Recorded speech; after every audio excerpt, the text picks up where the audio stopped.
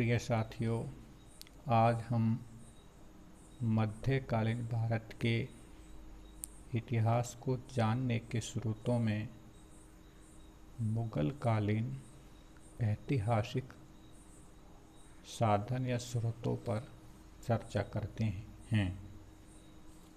इसमें हम नंबर 1 पर बाबरनामा को रखते हैं। बाबरनामा तुजु के बाबरी या बाबरनामा मुगल साम्राज्य के संस्थापक बाबर की आत्मकथा है, जो मूल रूप से तुर्की भाषा में लिखी गई थी। इसका पहली बार फारसी में अनुवाद बाबर के सद्र उस सुदूर शेख जैनुद्दीन ख्वाजा ने किया था। अकबर के आदेश पर अबुल फजल ने इसका अनुवाद फारसी में किया। अंग्रेजी में श्रीमती वेब्रिज ने इसका अनुवाद मूल तुर्की ग्रंथ से किया है। बाबर के काल के लिए बाबरनामा प्रामाणिक ऐतिहासिक स्रोत है। बाबर ने सभी घटनाओं का तथ्यात्मक वर्णन किया है। स्वयं अपनी दुर्बलताओं तथा गलतियों का भी वर्णन बाबर इसमें स्पष्ट रूप से करता है। उसने अपने दोषों, नशे की आदतों, दावतों के बारे में भी कुछ भी नहीं छुपाया। बाबर ने भारत का भी विस्तार से वर्णन किया है। भारत की समृद्धि की उसने प्रशंसा की है, लेकिन अन्य बातों में वह भारत की निंदा करता है। एक प्रवासी होने के नाते वह भी अपनी मातृभूमि का यशोगान करता है और विदेश की निंदा करता है। बाबरनामा में उसके कुल 18 वर्षों का वर्णन हमें प्राप्त होता है। नंबर 2, तारीख रशीदी। इसका लेखक मिर्जा हैदर दुगलात, जो कि बाबर का मौशरा भाई था, ने रचना की है। यह रचना फारसी में है। लेखक ने बाबर और हुमायूं के काल की घटनाओं का वर्णन इसमें किया है। नंबर 3, कानून-ए-हुमायूनी। इस ग्रंथ की रचना गियासुद्दीन मोहम्मद ख्वाजमीर ने हुमायूं के आदेश पर की थी। ख्वाजमीर ने हुमायूं के काल की जिन घटनाओं का वर्णन किया है, उनका वह प्रत्यक्षदर्शी था। नंबर 4, हुमायूंनामा। इस ग्रंथ की रचना गुलबदन बेगम ने की थी। वह हुमायूं की बहन थी। यह ग्रंथ फारसी भाषा में है। इस ग्रंथ में उसने हुमायूं और कामरान के मध्य उन युद्धों का विस्तार से वर्णन किया है जो अफगानिस्तान में हुए थे। इस ग्रंथ की रचना अकबर के शासनकाल में हुई थी। नंबर 5, तारीख शेरशाही। इसका लेखक अब्बास खान शरवानी है। वह अकबर की सेवा में था और उसने इसकी रचना अकबर के आदेश पर की थी।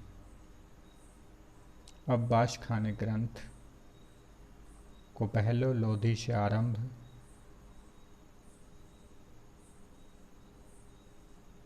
किया है, लेकिन इस ग्रंथ का महत्व शेर शाह तथा इस्लाम शाह के शासनकालों के वर्णन में है।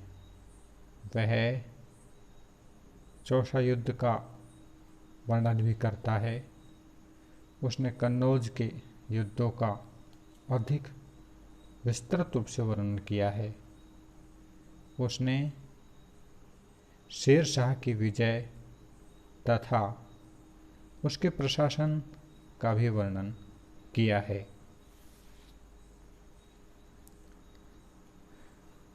अब हम देखते हैं अकबरनामा।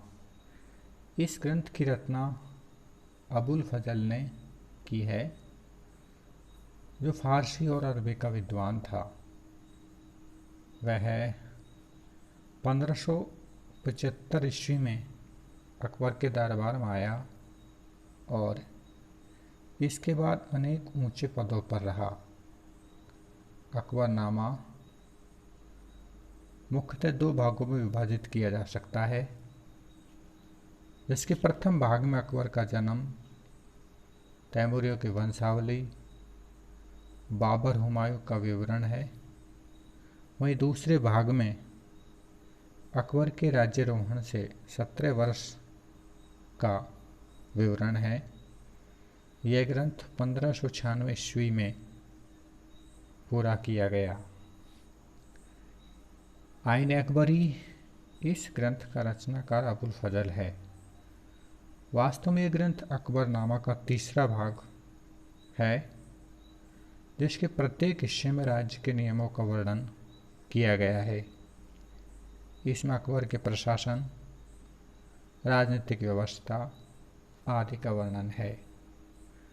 प्रशासन के स्रोत के रूप में यह रचना मध्यकाल की अनुपम कृति कही जा सकती है। अगला है मुंतखबु तवारिख। इस ग्रंथ का लेखक अब्दुल कादिर बयानी था, जो अकबर का दरबारी था। अबुल फजल के सम्राट पर प्रभाव के कारण बदायूं का महत्व कम हो गया था। बदायूं कट्टर रूढ़िवादी सुन्नी मुसलमान था। उसने अकबर की उदारवादी नीति की कड़ी निंदा की है। उसने इस ग्रंथ की रचना भी गुप्त रूप से की थी। तुजु के जहांगीरी, यह अकबर की आत्मकथा है। जहांगीर की आत्मकथा है। जहांगीर ने अपने 12 वर्षों के शासनकाल का वर्णन स्वयं लिखा है। शेष 7 वर्षों का वर्णन मोहम्मद खान ने लिखा था। इसमें जहांगीर के अभियानों का विस्तृत वर्णन प्राप्त होता है।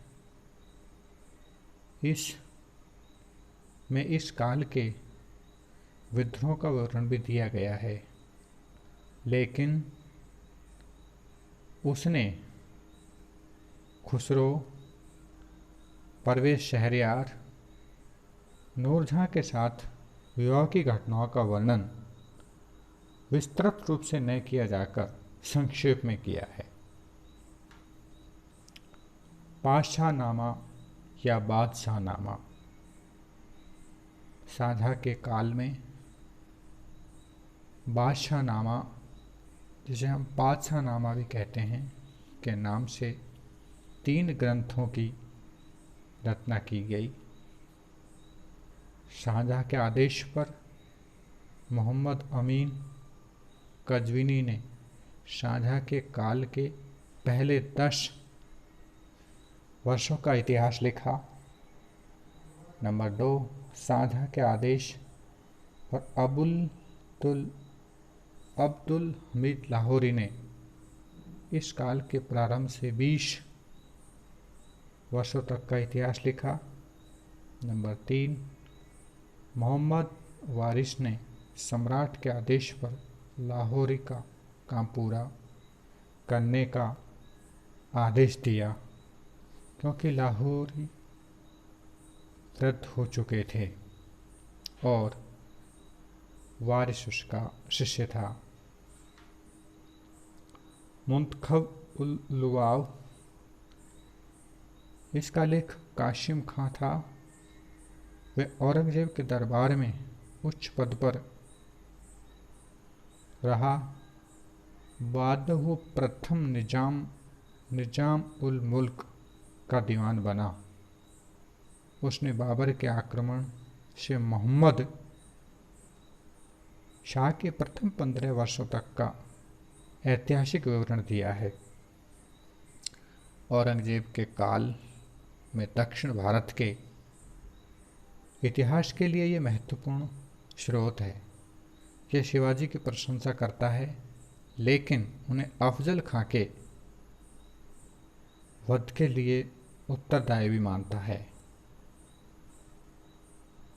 नुस्खे दिल खुशा, इस ग्रंथ का लेखक भीमसेन जो औरंगजेब की सेवा में रहा था, लेकिन औरंगजेब को छोड़कर वह बुंदेला दलपत राव की सेवा में चला गया और अधिकांश समय उसने दक्षिण में ही बिताया।